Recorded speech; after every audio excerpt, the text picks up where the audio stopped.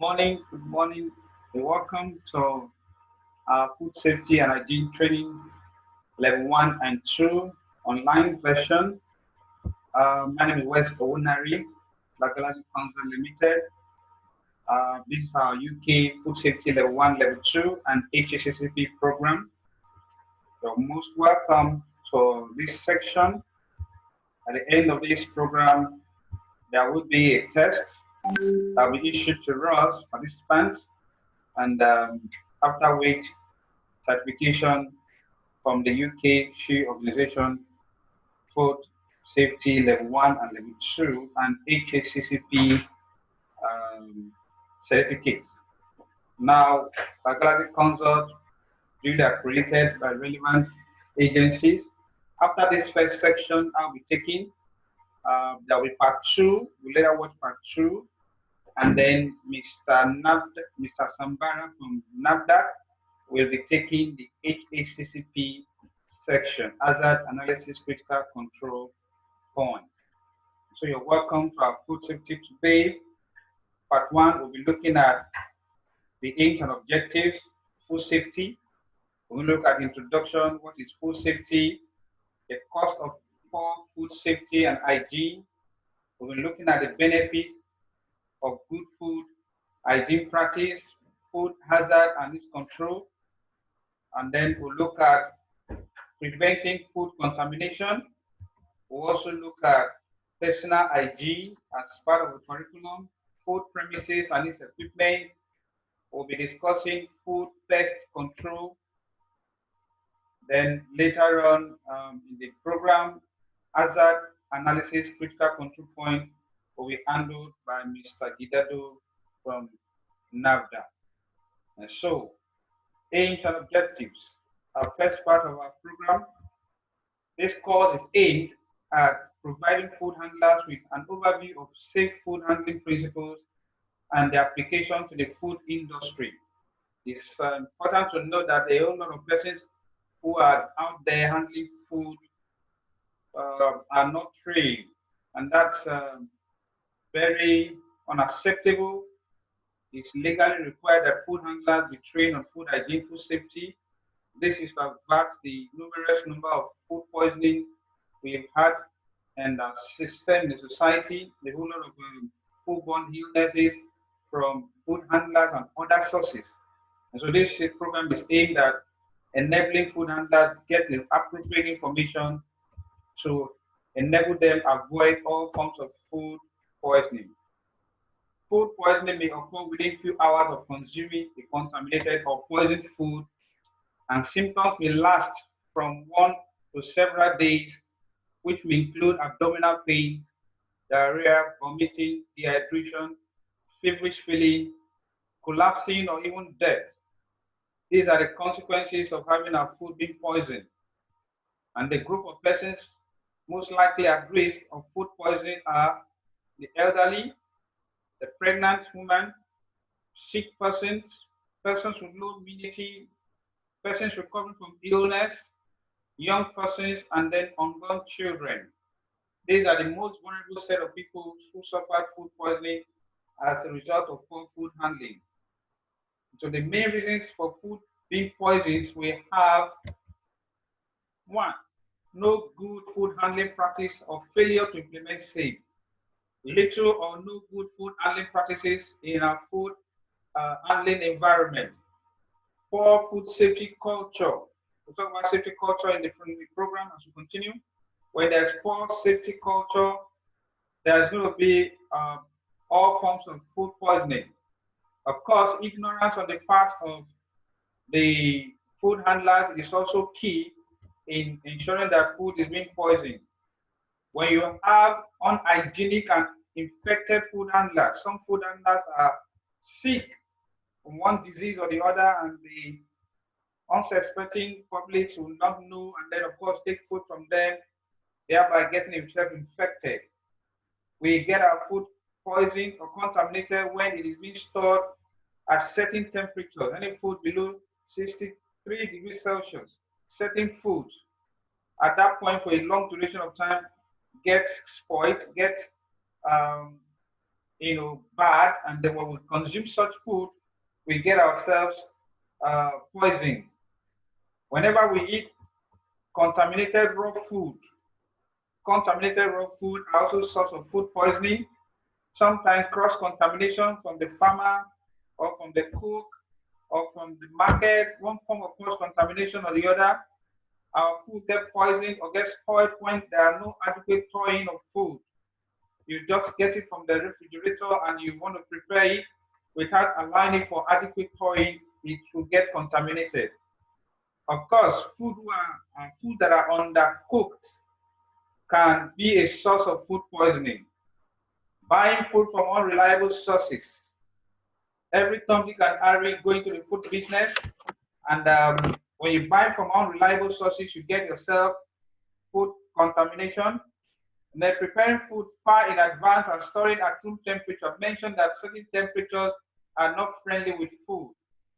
When you cool your food too slowly, still talking about temperature variance, it has an effect on the quality of our food when it's being consumed at a later time. Of course, if we have to take a food that has been prepared for a long time, there will be need to reheat it. So when they are not reheated, the microorganisms would have been infected on it, and then it seems to multiply, that could have the potential to cause food poisoning condition. So what is food safety? It's a discipline that describes the handling, the preparation, storage of food in ways that prevent foodborne illnesses. These include a number of routines and procedures that should be followed to avoid potential health hazards resulting from the consuming a food. That's food poisoning, that discipline, that procedure, that methodology, that system being put in place, that prevents all forms of foodborne illnesses, can be termed food safety. Now, if you allow your food to get contaminated, get poisoned, there are consequences, there are costs attached to that. Whenever our food are poisoned, there will be outbreaks of diseases, foodborne illnesses that sometimes could lead to death.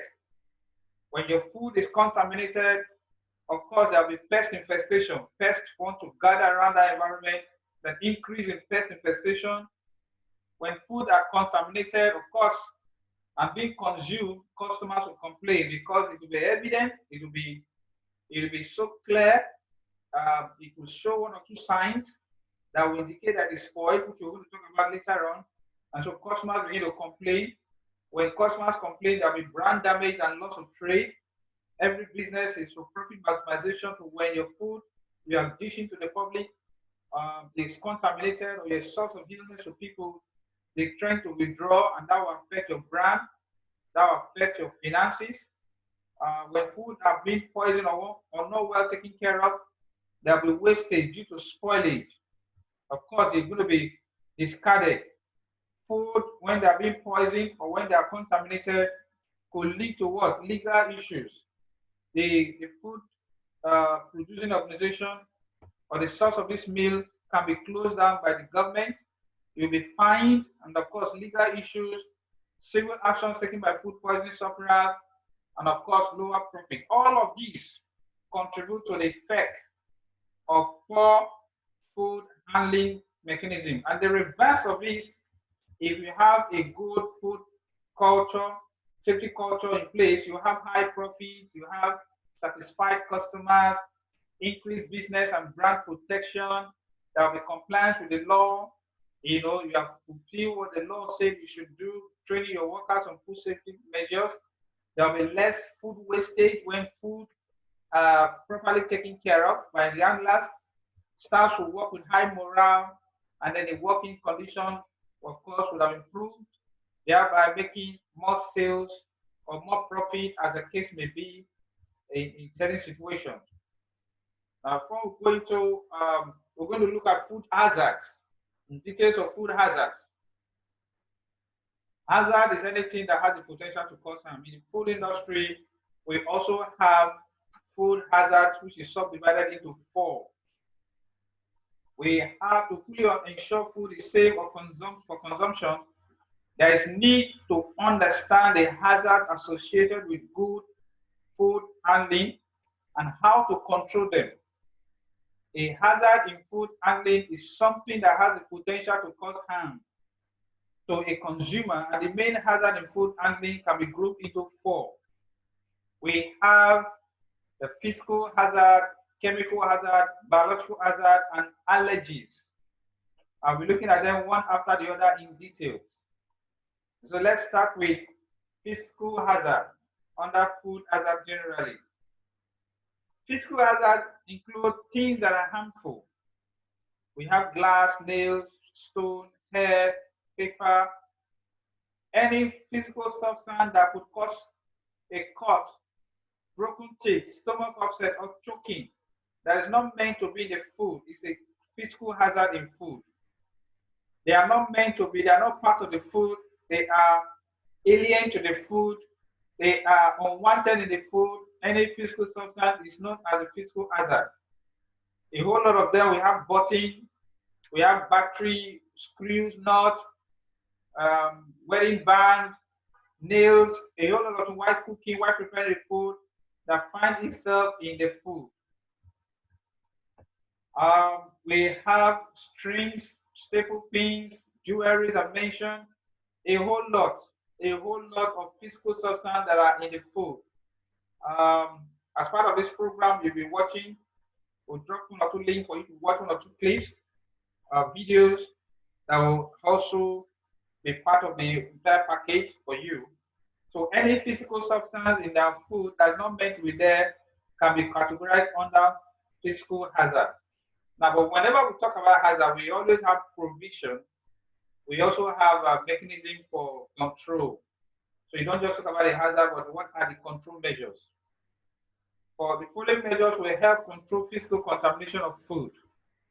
We have satisfactory facility design. Let there be an adequate facility design. Construction and maintenance of the work environment is important. A food handling environment should be designed for that purpose. That will help reduce the contamination by physical substances. We can also control food physical hazard in food industry by the replacement of damaged, old, unsuitable equipment. Kitchen utensils that are worn out must be discarded.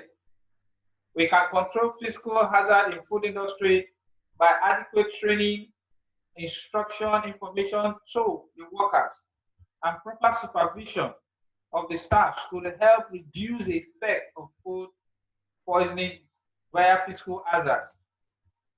Glass breakage policy and a ban on the use of softwood in food handling areas.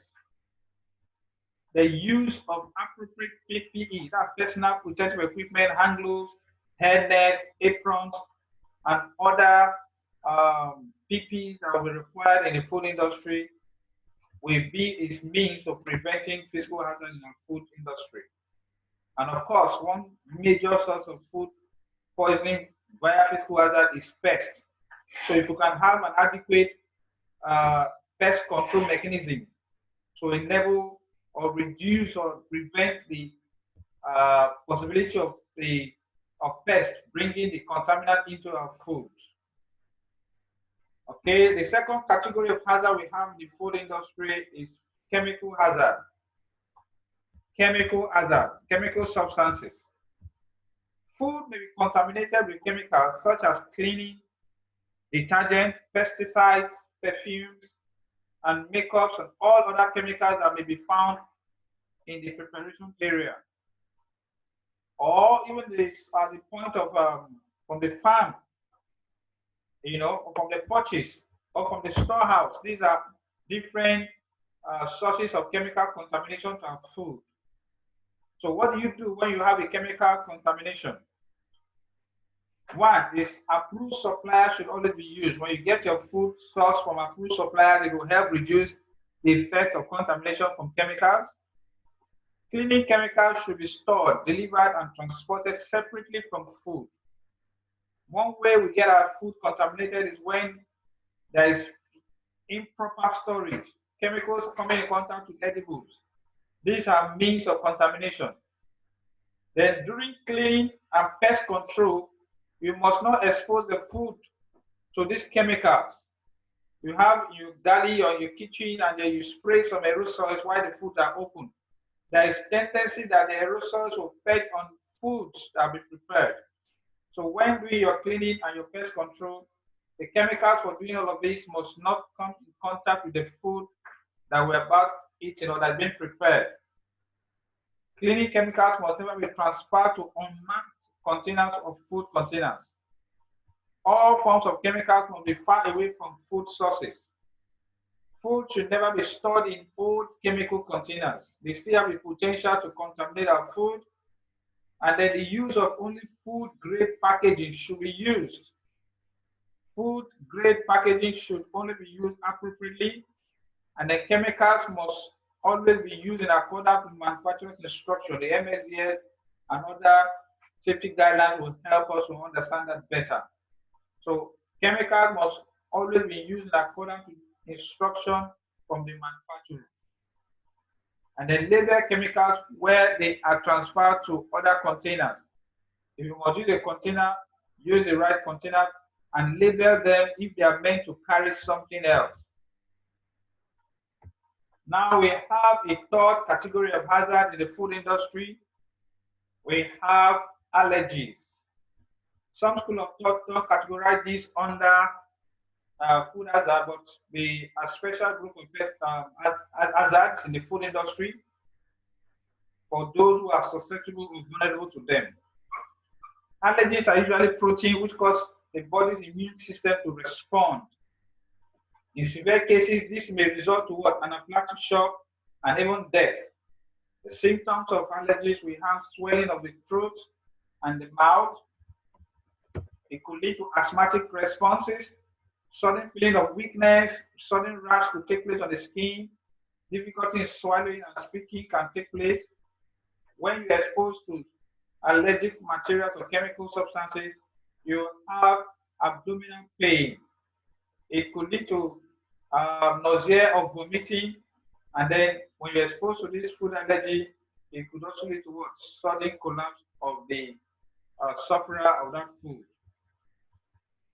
And these are food that will contain some allergen. Peanuts. Some people are not friendly with peanuts. Some people don't eat egg. When they do so, they get reacts. We have fish, shellfish, custard, cereals containing gluten. All these are different food substances that can have allergies to people. When you take them, you react to them. You know, these are the kind of food. Now we have peanut, eggs, milk, fish. Okay, all of these can be allergic to some persons. Some persons don't take all some of these things. So that's why the controls for allergic situation, the customer must always, get information, listen to their requirement carefully, and give them based. A food provider or producer should be able to give customers based on requirement, and then ensure there is adequate labeling of items. Customers may be unsuspecting and may not know, and tamper with food that he or she is allergic to because of improper labeling. So proper labeling will help reduce the effect of food poisoning. The use of appropriate or approved suppliers to avoid cross contamination. We can prevent or control allergic reaction by use separate preparation areas for known items. You have a particular item to prepare and another item to prepare, have different separation areas so that you don't get contaminated, thereby leading to what? Poisonous situation. And then ensure thorough cleaning and food preparation areas are done. When a place is properly cleaned, proper waste management and adequately kept in order, it will help to reduce cross-contamination. We have food hazard, the fourth category of food hazard, biological. This is the worst form of food hazard you can ever think of. Microorganisms or germs, bacteria, virus, and molds can contaminate food by multiplication and production of pathogens. When the food is not properly cooked, to destroy them. To control this hazard, there is need to understand this microorganism, to find them, how they get into food, how they multiply, and how to destroy them. That's our interest. Though some bacteria are useful in the breaking down of waste and making yogurt, others may cause spoilage or poisoning of our food. So some of these biological agents, while some are good, they are needed biologically, some others are dangerously in our food. Okay, it is not possible to operate a food business without encountering a food poisoning bacteria. It's important to prevent them from contaminating ready-to-eat food. Pathogenic bacteria responsible for causing food poisoning will require the following conditions to enable them to multiply and produce toxins. We have warmth, food itself, moisture, and time. All these contribute to food poisonous situation via biological means. Now let's look at them one after the other. Warmth. The temperature that favors the growth of most food poisoning bacteria is around 37 degrees Celsius. And they can multiply quickly around 20 degrees Celsius and 50 degrees Celsius. To ensure their growth is prevented, the temperature of food should be kept 5 degrees Celsius and above, between 5 and 63 degrees Celsius. The temperature range between 5 to 63 degrees Celsius is known as the danger zone for food poisoning bacteria to grow. Most food poisoning bacteria will not grow in refrigerators, 1 degree Celsius to 4 degrees Celsius. So you ensure that you are not too extremely cold, and it's also not too extremely hot, but the right temperature that will never the food not be spoiled. Okay, we have keep hot food hot, keep cold food cold. Okay, for moist and for the food itself, bacteria prefer to multiply in food with nutrient and moisture, especially raw or cooked food, poultry, dairy products. Properly dried food that can remain dry do not possess the needed moisture necessary, okay, for the growth of the bacteria. So when you ensure that the temperature, the food is dry and it's not too exposed, it will prevent biological molecular growth. And then we also have the fourth factor. Biologically, we have time. Time. When provided with right food, moisture, and warmth, some bacteria by means of binary feature can divide into two every 10 minutes. Over time, they can multiply to the extent of causing food poisoning. In less than 2 hours from our chart here, we have 1,000 bacteria can multiply to millions, and some can produce spores that can protect them against harmful conditions. Okay, that like high temperature, disinfection, and drying.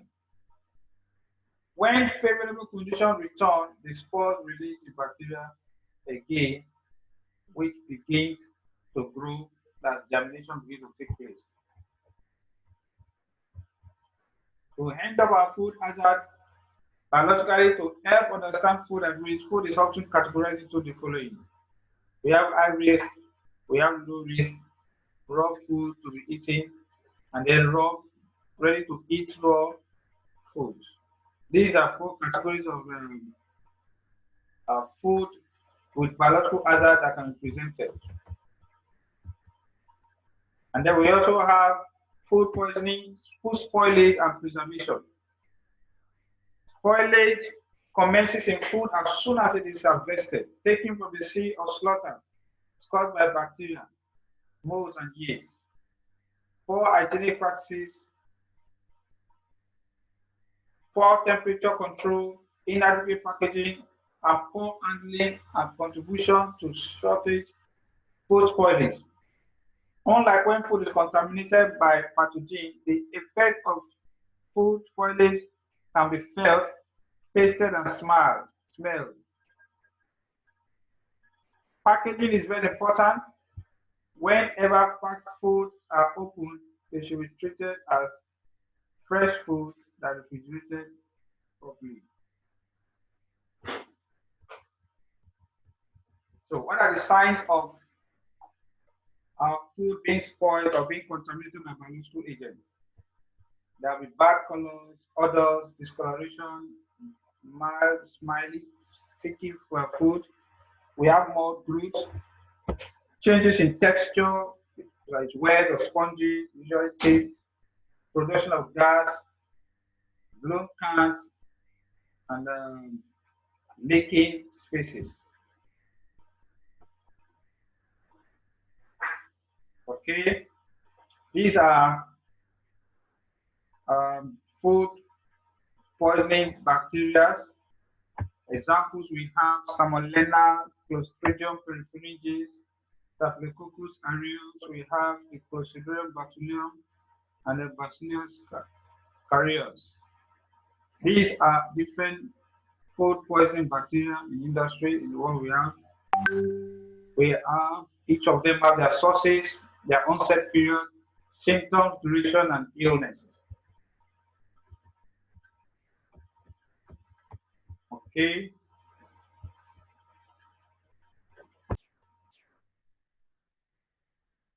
Okay.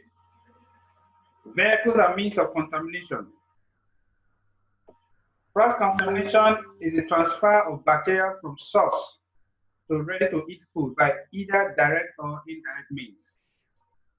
We have direct, raw meat, touches cooked meat, raw food, driven to ready-to-eat food, while indirectly, food handlers prepare cooked meat after preparing raw meat without washing their hands. These are different means of cross-contamination of food. Vehicles that may include, we have from the hand to the food, clothes and equipment, to our hands, hand contact surfaces, food contact surfaces. All these are possible vehicles at which we can get our food contaminated. The food poisoning chain, contaminated food, bacteria multiplies, person eats and get contaminated. That's the chain from one point to another point. Food safety level 1, we will look at preventing food contamination. Preventing food contamination. We have a whole lot of points here listed here. Don't forget there's a test where some of these things will be reflected. Food purchase food from approved suppliers, effective information, instruction, training and supervision for food handlers, high standard of personal hygiene, effective separation of food, effective cleaning and disinfection mentioned, meal, well-designed food premises, effective storage and disposal of waste, proper use of the equipment and utensils, not allowing yourself to be allowing dry food to absorb water, and then use of disposable towels will help preventing food contamination. Furthermore, we have using suitable preservatives such as salt, vinegar when necessary. Food contamination can be prevented by disposal of all contaminated, spoiled, unfit or out of date food, ensuring that the allergic food are not served to risk group, removing bacteria from ready to eat raw food by thorough washing. We can prevent contamination by destroying bacteria in raw food through cooking, heating processes, and sterilization or canning. Storing food out of danger zone, pulling food as a result of quick response quick as possible. They will also have good stock rotation. Good stock rotation. Ensure clean food preparation area, not using basin for washing equipment to wash your food. Use the right cooking utensils. It will help reduce cause contamination. The center part of the cooked food should achieve 70 degrees Celsius to 75 degrees Celsius while being cooked. Stews and sauce should be stirred regularly during a pans should be covered when not in use. Okay. Then we have clean and disinfected spoons should be used for testing. And then probes to check food core temperature should be separate from ready to eat food and raw food. Tongues must be cleaned and disinfected before use for cooking utensils. Preventing food contamination, food that is kept for serving should remain temperature of 63 degrees Celsius and above. Food should be cooled as quickly as possible after cooking, if not ready to be served. Ice baths may be used to speed up the cooling. Serving utensils should be in good condition, effectively clean and disinfected. Cutlery and cups should be held by the handle. And then condiments should be kept in clean containers and covered.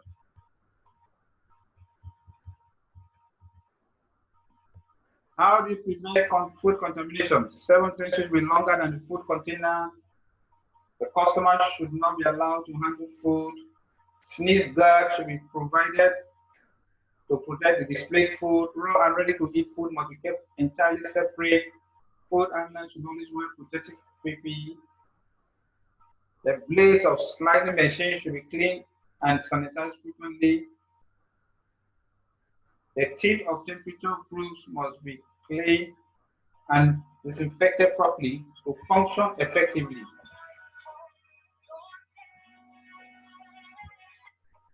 Okay? And the probes should be validated and calibrated for accuracy.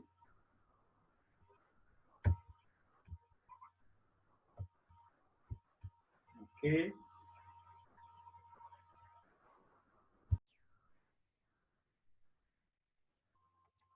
Okay, we shall be stopping the part 1 of food safety level 1 and 2 program here. We'll continue with the part 2 with subsequent clips. Thank you for your time. We hope you enjoyed the next part of the program. Thank you.